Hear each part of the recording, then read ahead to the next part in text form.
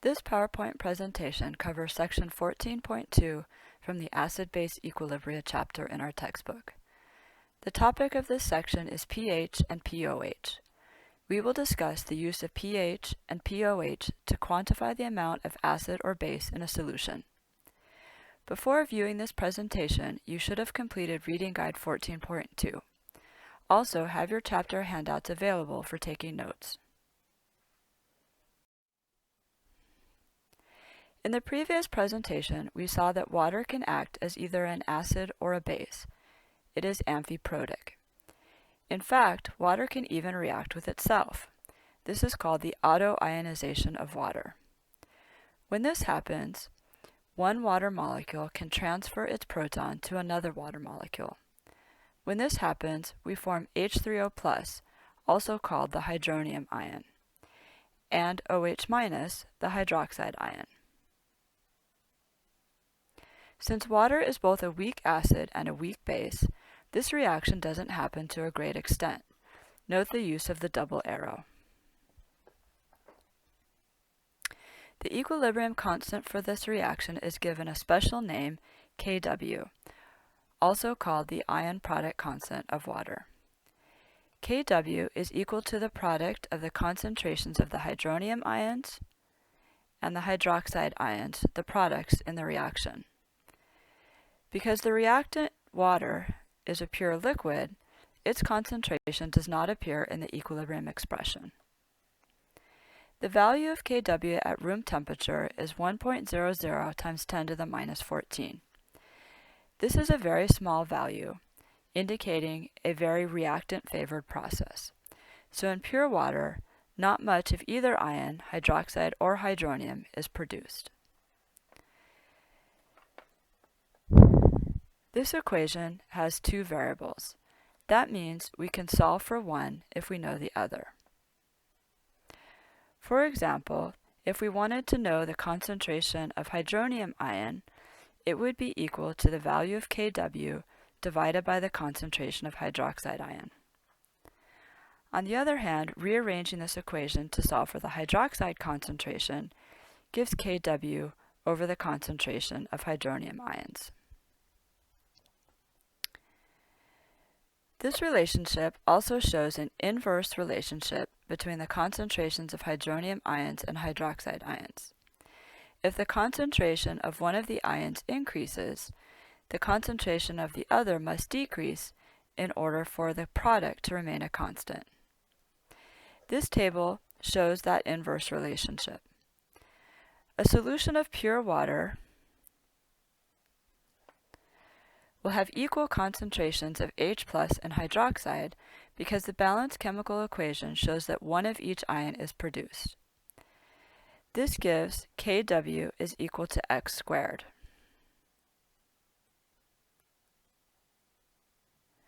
Therefore, x must be 10 to the minus 7 molar. Therefore, pure water has 10 to the minus 7 molar concentrations of both hydronium ion and hydroxide ion, and we say that the solution is neutral. If we add acid to the water, we will increase the concentration of H+ ions, and we say that we have an acidic solution. Notice that as the concentration of H+ decreases, the concentration of hydroxide ion is getting smaller. Conversely, if we add hydroxide to the solution, we will increase the concentration of H+ and correspondingly decrease the concentration of the H+ ion. But for all aqueous solutions, the product of these two concentrations must be 10 to the minus 14.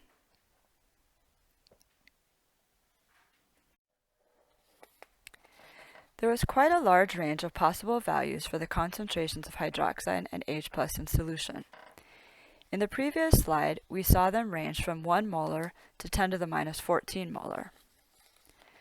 To avoid such large and small numbers, we use something called the pH scale. This scale expresses the amount of H+ in solution using an exponential or log function. pH is defined as the negative log base 10 of the concentration of H3O+ Or, since we recall that H3O plus and H plus are equivalent, we can also write it as negative log base 10 of the H plus concentration. Log base 10 is a way to express exponents. When you take the log of something, you're asking to what power must 10 be raised to equal that number. For example, the log of 10 to the minus 5 is asking to what power must you raise 10 in order to get 10 to the minus 5 as your answer. Obviously, the answer has to be negative 5. If the argument of the log is a whole number exponent of 10, we can determine the answer in our head. For example, the log of 10 to the 8 is just 8. However, if the argument is a regular decimal number, then we typically use a calculator. It's important to be able to do these calculations with your calculator. Pause the video now and enter log base 10 of 2.5 on your calculator. You should get a result that rounds to 0.40. By the way, the rules for significant figures for logs are a bit different than what you're used to. The rule for logs is that the number of significant figures in the argument will end up as the number of decimal places in your answer. Since 2.5 has 2 significant figures, the answer should show 2 decimal places. Also take a moment to find the inverse log function on your calculator. If you take the inverse log of 0.4, you should get an answer that rounds to 2.5, our original number.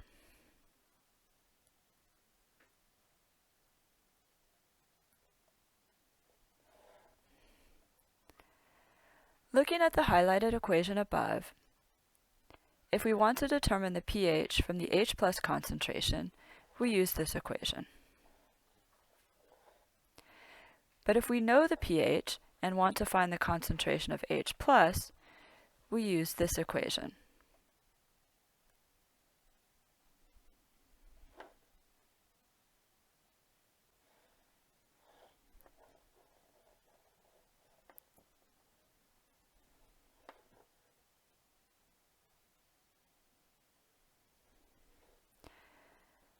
Another useful equation is the definition of POH. This definition is similar to the definition of pH, but is defined in terms of the hydroxide concentration rather than the H3O plus concentration.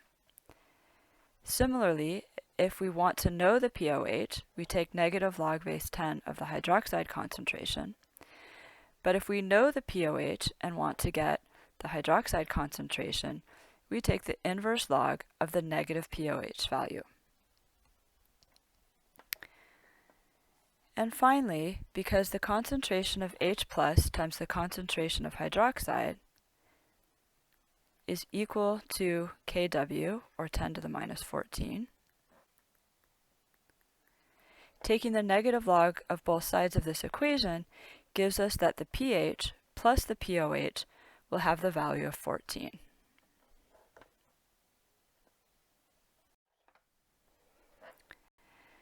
This slide summarizes the relationships we've learned so far. For a neutral solution of pure water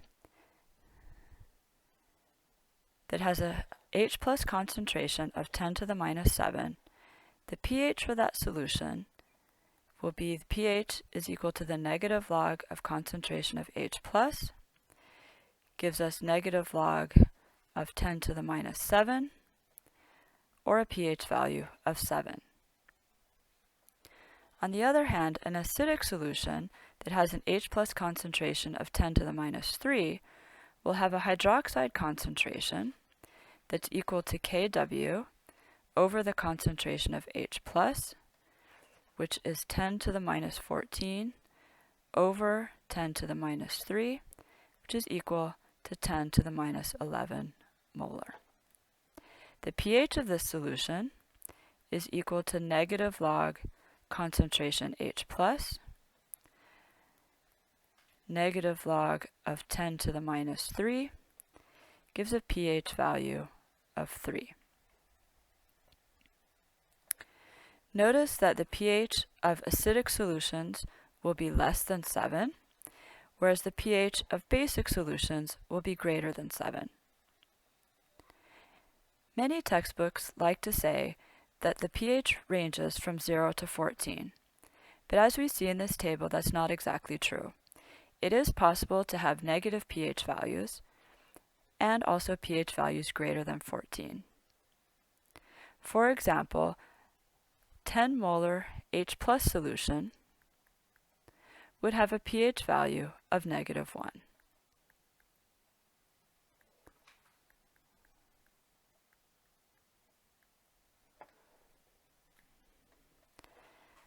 The triangle diagram on the right summarizes the relationships between our three variables: hydroxide ions, H+ ions, and pH.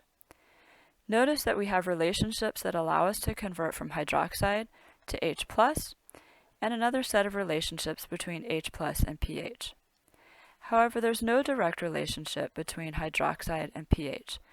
So if we want to get the pH from the hydroxide concentration, you first have to convert hydroxide to H+ so that you can then get the pH value.